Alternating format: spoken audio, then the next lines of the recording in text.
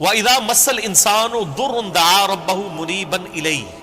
اور جب انسان کو کوئی تکلیف پہنچتی ہے تو وہ اپنے رب کو پکارتا ہے بڑے رجوع کے ساتھ، بڑی لمبے ہاتھ اٹھا کے اللہ کی طرف متوجہ ہوتا ہے۔ ثُمَّ إِذَا خَوَّلَهُ نِعْمَةً مِّنْهُ، جب ہم اسے اپنی طرف سے نعمت عطا کر دیتے ہیں، نَسِيَ مَن كَانَ يَدْعُو إِلَيْهِ مِن قَبْلُ، تو وہ ایسا بھول جاتا ہے جیسا کہ اس نے کبھی ہمیں پکارا ہی نہیں تھا۔ یہی ہوتا ہے، یعنی دنیا میں لوگ اللہ کو پکارتے ہیں، اللہ تعالیٰ مصیبت پریشانی حل کر دیتا ہے، اس کے بعد وہ یا تو اور ہستیوں کی طرف اس تکلیف کو دور کرنے کو منسوخ کرنا شروع کر دیتے ہیں، یا وہ کہتے ہیں جی میری تو پلاننگ ہی بڑی چنگی سی، دیکھو نا میں اس ٹائم بڑا منو سمجھ آ گئی سی کیا ہونا ہے تو میں کر لیا سی، تو انہوں اللہ کا بندہ جنہیں مرضی سمجھ آ جائے۔ اللہ کے سامنے تو اتنے فیکٹرز ہیں کہ کسی بھی انسان کو کسی بھی وقت وہ آنے واحد میں ہیرو سے زیرو اور زیرو سے ہیرو کر دے، اس کے لیے کوئی مسئلہ ہے؟ یعنی انسان کی ساری پلاننگز دھری رہتی ہیں، جیسا کہ مولا علی رضی اللہ تعالیٰ عنہ علیہ السلام کا قول ہے کہ میں نے اپنے ارادوں کے ٹوٹنے سے اپنے رب کو پہچانا ہے، یعنی میں پورا ارادہ کر لیتا ہوں، سارے کے سارے سرکمسٹانسز فیوریبل ہوتے ہیں میرے لیے، ڈن،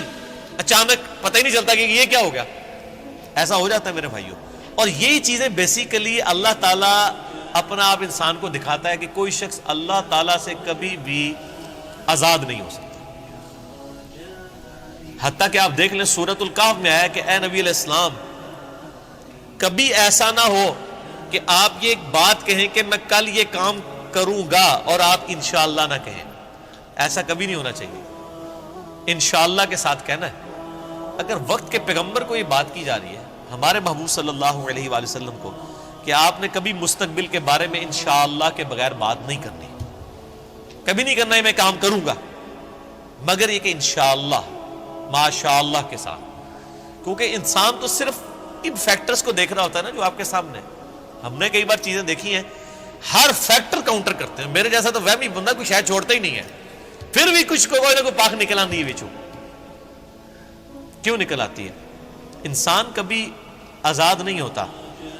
اللہ سے، اس کی تقدیر سے کبھی آزاد نہیں ہوتا۔ اسی لیے الحمدللہ عرصہ دراز سے ہم اپنی پوری ایفرٹ کر کے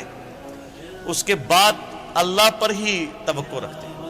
اور میں یعنی جتنا اپنے دنیاوی معاملات میں یا دین کے کام میں ریسورسز کو مینج کرنے میں وہمی ہوں نا،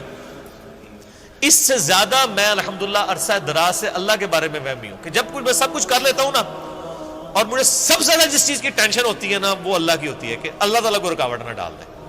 اللہ کی طرف متوجہ رہتا ہوں ہر معاملے میں۔ اور اس کا میں نے پھر پازیٹیو رزلٹ دیکھا ہے کہ میرے بگڑے ہوئے کام جس میں میں نے کئی چیزیں اوور لک کی ہوئی ہوتی ہیں وہ پھر اللہ نے سنبھالی ہوتی ہیں، وہ خود بخود ریزالو ہونی شروع ہو جاتی ہیں،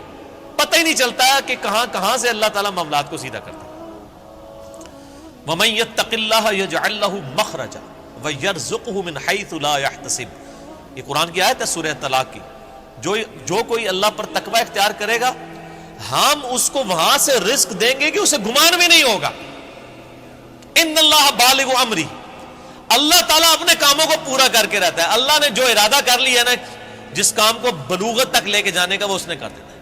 لیکن قد جعل اللہ لکل شیء قدرا، لیکن ہر چیز کے لیے اللہ نے ایک اندازہ مقرر کر رکھا ہے،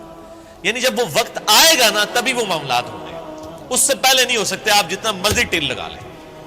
جس چیز کا جو وقت ہے وہ اسی وقت پہ ہونا۔ تو اللہ تعالیٰ فرماتا ہے کہ یہ جب ہم ان کو عطا کر دیتے ہیں پھر یہ فوراً اللہ کو بھول جاتے ہیں۔ وہ میں اگلے دن وہ قاسم علی شاہ صاحب کی ایک ویڈیو دیکھ رہا تھا، انہوں نے بڑی اچھی بات کی واصف علی واصف صاحب کے حوالے سے۔ وہ کہہ رہے تھے کہ وہ بتا رہے تھے کہ اللہ کی طرف آپ کی توجہ اور توکل کا لیول کیا ہونا چاہیے۔ ایک تو وہ توکل ہے جو ہمیں واعظین کی تقریروں میں نظر آتا ہے، ان کی کتابوں میں نظر آتا ہے، پریکٹیکلی وہ 1% اللہ پہ توکل نہیں کرنے والے ہوتے ہیں۔